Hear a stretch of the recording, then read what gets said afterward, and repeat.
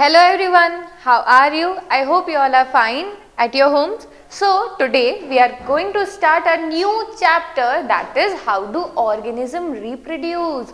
Now in this chapter हम लोग पढ़ेंगे कि आखिर रिप्रोडक्शन होता कैसे है, what is reproducing, what is reproduction, and अगर रिप्रोडक्शन हो रहा है तो क्या ऑर्गेनिज्म सारे सेम रिप्रोडक्शन करते हैं और अगर डिफरेंट करते हैं तो कैसे कैसे करते हैं. So here we are on our chapter number 8, that is how do organism reproduce. हमें पता है how do organism get food, how do organism get nutrition, how do organism excrete the waste. हमने लाइफ प्रोसेस में सारी चीजें देख ली. In this chapter we will understand कि आखिर वो अपनी फैमिली को कैसे बढ़ाते हैं, अपनी जनरेशन्स को कैसे इंक्रीज करते हैं, स्पीशीज का पॉपुलेशन कैसे मेंटेन करते हैं. Okay, is that clear to you? चलो next. First of all it is very mandatory that we should understand the introduction of the chapter. Directly chapter के बेस पे तो जाया नहीं जा सकता, तो let's have a look on the introduction.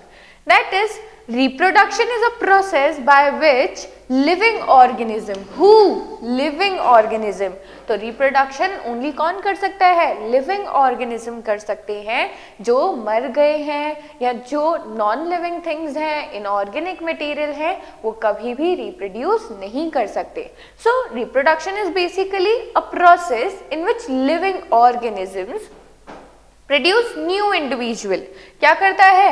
new individual produce करता है. ओके, लाइक बेबीज को प्रोड्यूस करता है ना, ऑफ देयर ओन काइंड. अब ये बोल रहा है कि कौन सा ऑफ देयर ओन काइंड. अब अगर एक डॉगी है, उसके पेट से पपीज ही आएंगे ना, लाइक लाइन तो आ नहीं सकता, टाइगर्स के बच्चे तो आ नहीं सकते. यूजुअली जो डॉग होंगे वो पपीज देंगे, जो कैट होगी वो किटन, है ना. ओके, मतलब लाइक जो कैट होगी वो अपने जो बेबीज होंगे वो देगी.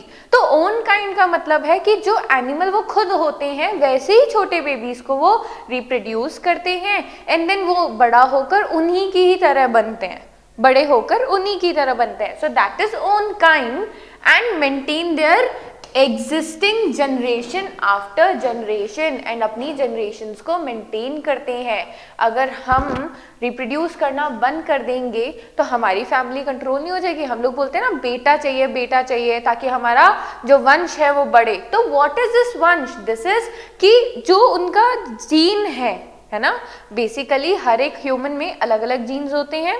एक फैमिली का जीन सेम होता है जब उनका कोई ब्लड रिलेशन होता है. ओके, तो अगर फादर हैं और उनका बेटा है तो वो बेटा उनका वंश है, दैट इज उनका जीन है, सेम जीन उनमें ट्रांसफर हो रहा है. मान लो कि उनके बेटे का बेटा नहीं हुआ या बेटी नहीं हुआ, तो व्हाट विल हैपन? उनका तो कोई बेबी ही नहीं हुआ, देन उनका जीन तो किसी में ट्रांसफर ही नहीं हुआ, देन वो भी मर जाएंगे, उनके फादर भी मर जाएंगे, तो जीन तो वहीं पे ही रह गया एंड उनका जो फैमिली थी वो नहीं बढ़ी.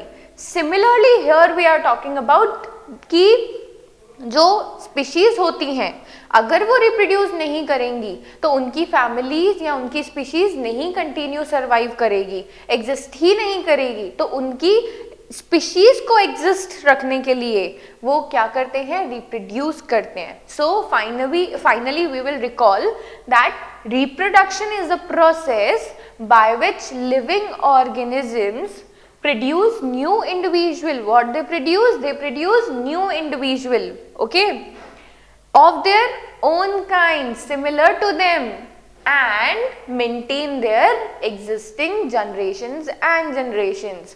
Okay, so next is reproduction is not essential to maintain the life of an organism.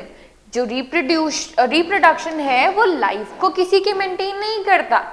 It means कि if you are reproducing, it doesn't means कि you will become immortal, आप अमर हो जाओगे.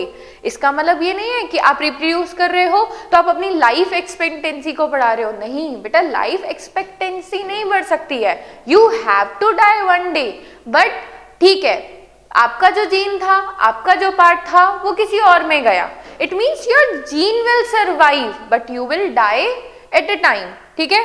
सो वही यहाँ पे बोला जा रहा है कि रिप्रोडक्शन का मतलब ये एसेंशियल नहीं है कि आपकी लाइफ हमेशा कंटिन्यू मेंटेन रहेगी, but it is essential to maintain life on earth. आप भले मर जाओ पर आपके बाद आने वाली, अगर आप चाहते हो लिविंग ऑर्गेनिज्म रहें, ह्यूमन बींग्स रहें, तो उनकी लाइफ के लिए रिप्रोडक्शन इज वेरी एसेंशियल। ठीक है, क्योंकि मान लो कि अगर बेबीज ही होना बंद हो जाएंगे तो न्यू जनरेशन तो हमारी आई ही नहीं। जब हमारी नेक्स्ट जनरेशन नहीं आई, पुरानी जनरेशन्स को तो कभी ना कभी मरना ही है। And once we will die, then what will happen, फिर यहाँ पे कोई भी लाइफ नहीं बचेगी, ह्यूमन बींग्स की लाइफ नहीं बचेगी। सो दैट्स वाई खुद की लाइफ को मेंटेन रखने के लिए रिप्रोडक्शन नेसेसरी नहीं है, बट हाँ अगर लाइफ ऑन अर्थ की बात हो रही है तो reproduction is very necessary. Next is and perpetuation of species from one generation to the another. पर जो वर्ड है perpetuation, that is stability. Okay, we can call it stability. So species की उस जगह पे स्टेबिलिटी के लिए भी reproduction is very necessary. Okay,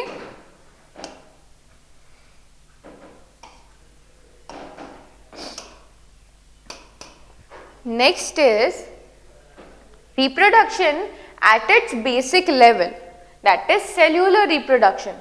जो बेसिक लेवल पे रिप्रोडक्शन होता है वो सेल्यूलर रिप्रोडक्शन होता है, दैट इज सेल में रिप्रोडक्शन होता है, सेल रिप्रोड्यूस करते हैं। पूरा का पूरा हम ह्यूमन बीइंग रिप्रोड्यूस नहीं करेंगे कि बेबी करना है और ये हुए, हम लोग आधे हुए और दो ह्यूमन बींग्स में कन्वर्ट हो गए, या ऑटोमेटिकली पेट को काटा एंड देन बेबी निकल गया। No, that is a cell reproduction. जो सेल होती है, male gamete female gamete fuse करते हैं, और कोई सी भी सेल होती है वो डिवाइड करती है, एंड फर्दर डिवाइड होकर क्या बनाती है, ऑफस्प्रिंग्स बनाती है। ऑफस्प्रिंग्स बच्चे हैं बेटा, यहाँ पे ऑफस्प्रिंग कंसिडर किया है आने वाली नेक्स्ट जनरेशन को, राइट।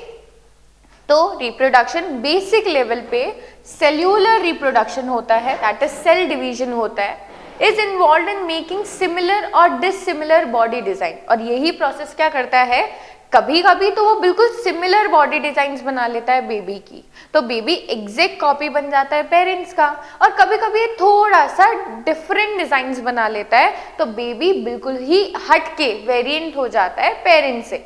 ओके, जैसे फॉर एग्जाम्पल कि दो ब्लैक डॉगीज है, उनमें रिप्रोडक्शन हुआ, जो पपीज हुए वो 6-7 तो बिल्कुल ब्लैक थे, तो वहां तो बिल्कुल एग्जैक्ट कॉपीज चली गई, बट 1 और 2 पपीज थे जो बिल्कुल वाइट आए, तो वाइट तो यहाँ पे किसी का भी कलर नहीं था, nor father nor mother, but white colour आया। That white colour is a variant. Variant मतलब चेंज, एक जीन के अंदर चेंज आने की वजह से एक डिफरेंस आ जाना जो बहुत इजीली विजिबल हो।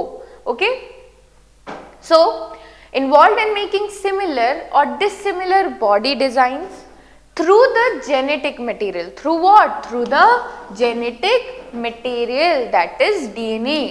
हमारा जो सेल्स होती हैं, हमारी सेल्स कंसिस्ट करती हैं न्यूक्लियस। हमारी सेल्स क्या कंसिस्ट करती हैं, न्यूक्लियस। ओके, न्यूक्लियस के अंदर होते हैं क्रोमोसोम। पहले तो वो क्रोमेटिन मटेरियल के फॉर्म में होते हैं, देन ड्यूरिंग सेल डिवीजन, मान लो कि अभी सेल डिवीजन होना है, रिप्रोडक्शन होना है, तो वो कन्वर्ट हो जाते हैं क्रोमोसोम्स में। ठीक है, ये क्रोमोसोम्स जो होते हैं इनके अंदर, these are chromosomes,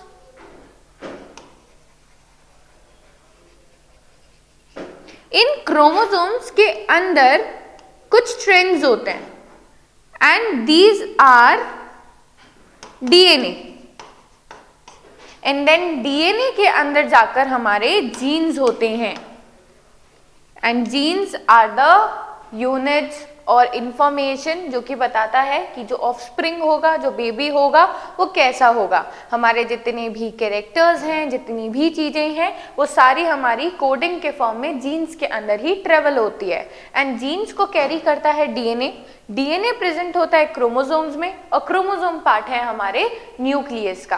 so that's why cell division, reproduction की बात आती है तो सबसे पहले हमारा न्यूक्लियस डिवाइड करता है। जब न्यूक्लियस डिवाइड करता है तो क्रोमोसोम भी डिवाइड होता है और डीएनए भी डिवाइड होता है, एंड इनके डिवीजन की वजह से क्रोमोसोम अपनी डबल कॉपीज बनाता है, दैट इज रेप्लिकेशन करता है, और रेप्लिकेट करके 2 या 2 से ज्यादा अलग अलग रेप्लिकेशंस करके ऑर्गेनिजम्स को बर्थ देता है या प्रोड्यूस करता है। Okay, so here it is written कि जो ये जेनेटिक मटेरियल होता है दैट इज जीन्स, वो कहाँ प्रेजेंट होते हैं? डीएनए के अंदर। डीएनए की full form deoxy ribose nucleic acid होती है। ओके, इंसान का आरएनए मैच कर सकता है बट डीएनए सिर्फ और सिर्फ उन्हीं से ही करेगा जो उनका खुद का पार्ट हो। ठीक है, उनका मेल और फीमेल गैमीट जब फ्यूज हुआ हो, उस रिप्रोडक्शन का पार्ट हो, सिर्फ तभी ही आपका डीएनए मैच कर सकता है। That is only match from their biological father and biological mother. After DNA present in the chromosomes of its nucleus, and then chromosomes कहाँ पे प्रेजेंट? डीएनए क्रोमोसोम्स के अंदर होता है, एंड देन क्रोमोसोम्स किसके अंदर होता है? न्यूक्लियस के अंदर। Next is DNA is the source of information. DNA एक सोर्स ऑफ इंफॉर्मेशन है। Information of what? Of making protein. जो जीन्स होते हैं वो प्रोटीन के फॉर्म में ट्रेवल करते हैं, एंड उनको इंफॉर्मेशन कौन देता है? सोर्स कौन है? That is DNA. तो डीएनए ही उन जीन्स को बनाएगा। Any change in the information, अगर मान लो कि वो इंफॉर्मेशन के अंदर, डीएनए के अंदर कोई सा भी चेंज हो जाता है, any change, then in the information lead to the production of different protein। किसका प्रोडक्शन करेगा वो? different protein का, which ultimately lead to altered body design। अगर डीएनए के अंदर थोड़ा सा भी चेंजेस आया जिसकी वजह से जो बनने वाले प्रोटीन है उनमें चेंजेस आए, तो वहां पे जो स्ट्रैंड्स हैं वो बिल्कुल उल्टे हो जाते हैं, इंफॉर्मेशन रॉन्ग चली जाती है, एंड फाइनली जो आने वाला ऑफस्प्रिंग है उसमें बहुत सारे चेंजेस आ जाते हैं। Okay, I hope so you have get it what we had understand in this. आपको सारी चीजें बहुत अच्छे से समझ आ गई होंगी। सो बी हैप्पी। Thank you.